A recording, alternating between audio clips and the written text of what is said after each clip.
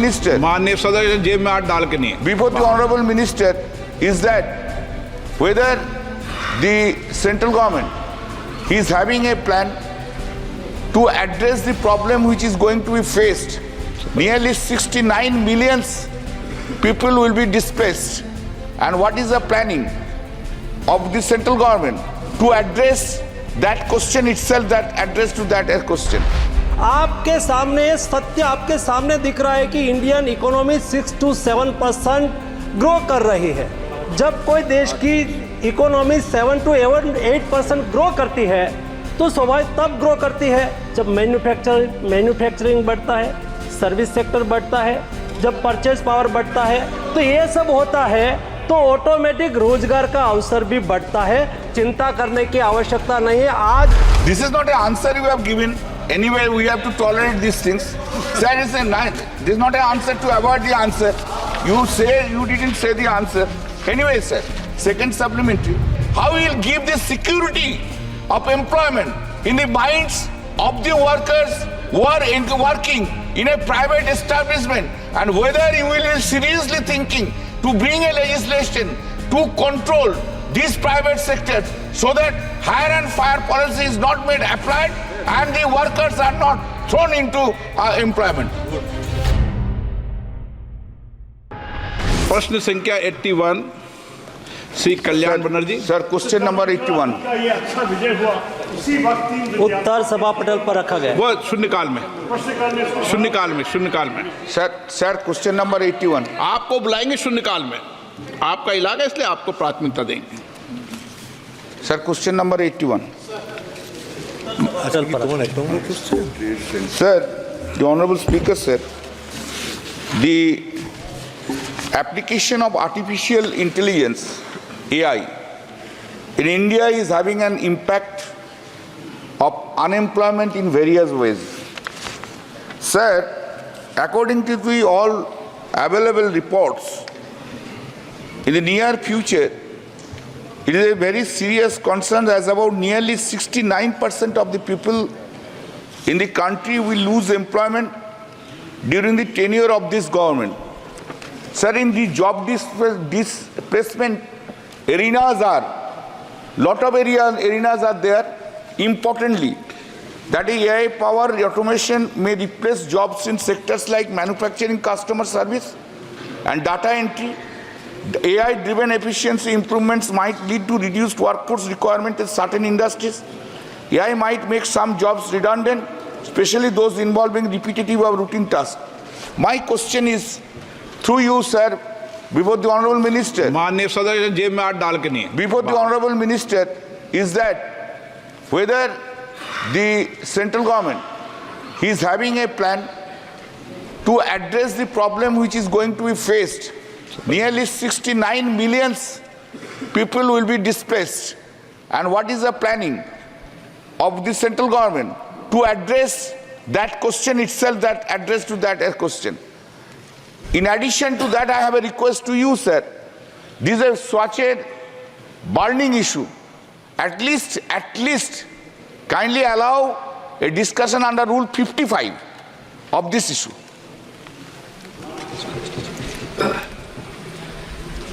माननीय अध्यक्ष जी, माननीय सदस्य ने जो प्रश्न उठाया है, ये प्रश्न एक प्रेडिक्शन पर आधारित है। जब 2016 में वर्ल्ड बैंक की एक टीम ने कहा कि ऑटोमाइजेशन से 10 साल में भारत में 69%, चाइना में 77% और इजिप्ट में 85% जॉब जाएगी, इथोपिया में 85% जॉब जाएगी।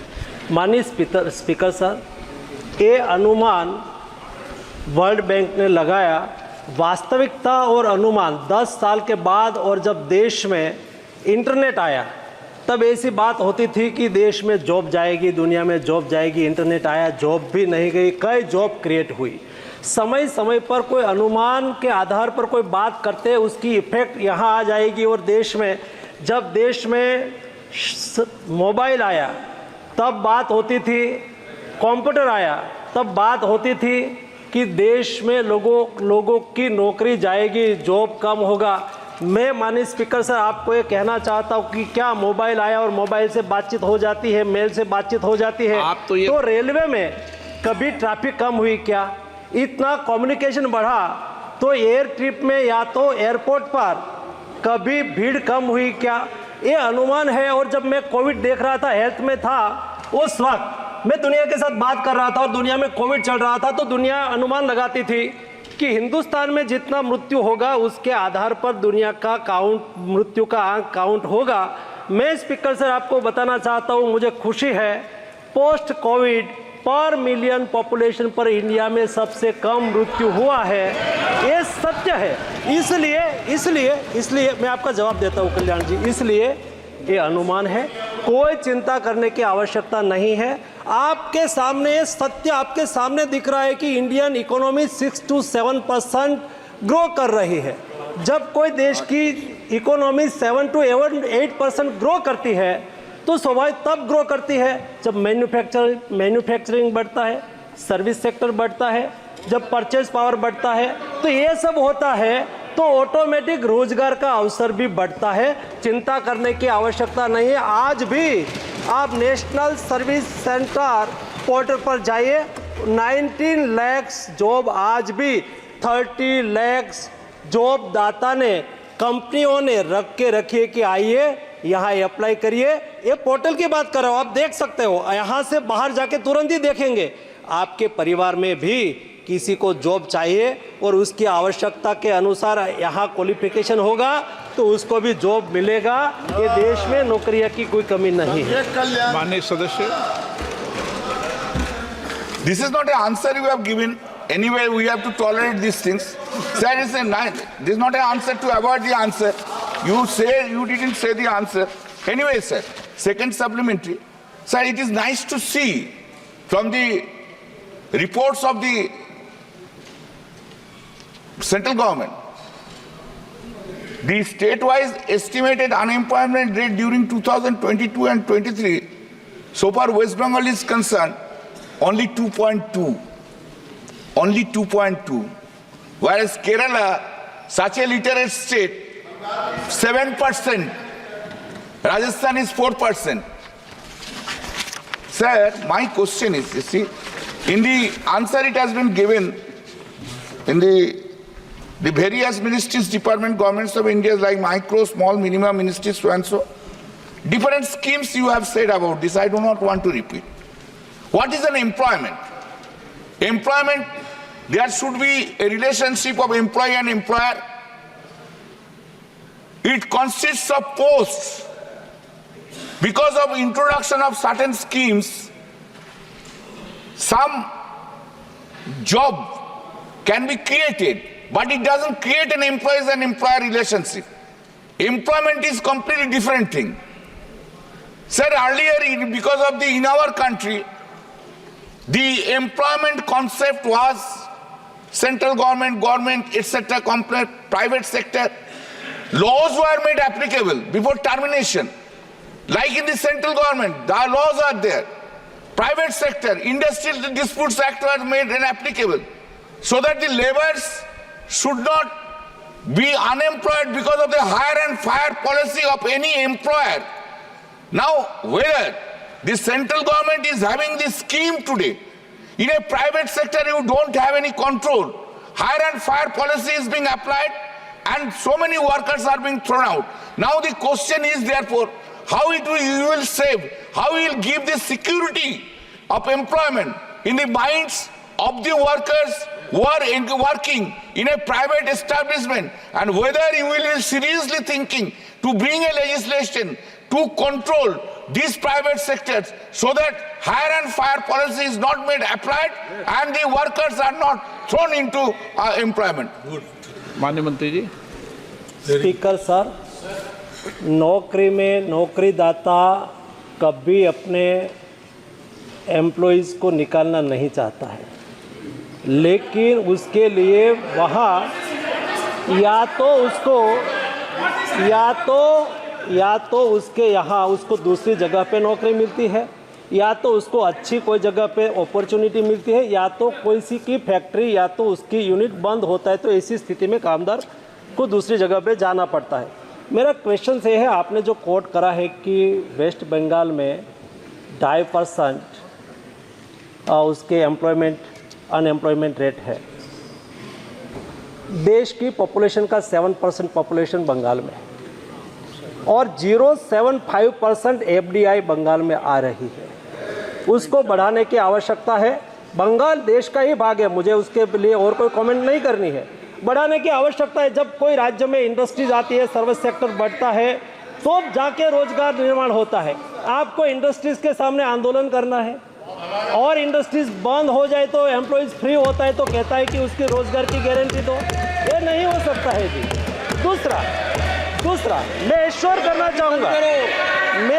करना चाहूँगा देश में पहले तो 2014 के पहले की तो स्थिति ही ये थी, दुनिया का डेटा की ही बात यहाँ हुआ करती थी। इंडिया में डेटा जनरेट करना, उसके लिए रोबस्ट सिस्टम करना, ऐसी कोई बात ही नहीं होती थी। ये मोदी गवर्नमेंट जब से है तब से उन्होंने तैयारी करी, व्यवस्था की, और डेटा जनरेशन की सिस्टम देश में ही हो। बाहर तो होता है लेकिन डेटा देश में क्रिएट होना चाहिए, जनरेट होना चाहिए। और ये डेटा विश्व में आज हमारे यहाँ से लेबर फोर्स पार्टिसिपेशन डेटा है, दुनिया में उसकी सराहना की जाती है। ये डेटा 2017-18 में प्रारंभ हुआ। ये डेटा से मैं आपको बताना चाहता हूँ। माननीय मंत्री जी, एक क्वेश्चन में 20-20 मिनट नहीं लगेंगे। नहीं करूँगा, लेकिन मुझे रिप्लाई तो अच्छी तरह से देना चाहिए। स्पीकर सर, मुझे अवसर दीजिए।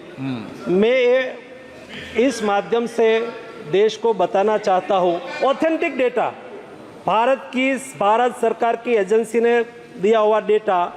जब हमारे यहाँ से LAPR का सर्वे का प्रारंभ हुआ 2017-18 में, तब देश में कुल मिला के 38% लेबर फोर्स पार्टिसिपेशन रेट 38% था।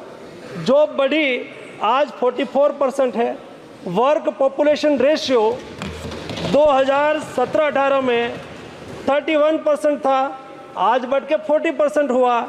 एंड अनएम्प्लॉयमेंट रेट आपने ही कहा है 3% से नीचे होना चाहिए। आज क्वेश्चंस में मैं पढ़ रहा था, तो वो भी आज कम होके जो 2017-18 में आई अंडरस्टैंडिंग वेरी वेल, आपको भी समझता हूँ, क्वेश्चंस को भी समझता हूँ, बंगाल को भी समझता हूँ, देश को भी समझता हूँ। अनएम्प्लॉयमेंट रेट 6% था। स्पीकर सर, ये मोदी गवर्नमेंट में एम्प्लॉयमेंट जनरेशन हुआ, कई टाइप की योजनाएं चलाई गई, लोगों को रोजगारी का अवसर मिला और अनएम्प्लॉयमेंट रेट आज 3.2% है और भविष्य में 3% से कम जाएगा। VD शर्मा, एक बात बताऊं मैं, बैठो VD जी, माननीय सदस्य से भी आग्रह किया था, बैठे बैठे नहीं बोले, और माननीय मंत्रीगण जो सदस्य बैठे बैठे बोलते हैं ना, उसका उत्तर देने लग जाते हैं। आप क्यों उत्तर देते हो उनका? जो बैठे बैठे बोल रहे हो उसका उत्तर क्यों देते हो? नोटिस ही मत लो उनको, आप स्पीकर की तरफ बात करो। Stay ahead with our cutting-edge news app. Instantly access the latest shorts in just 1 minute and breaking news in just 50 words. Download now for a smarter, faster news experience.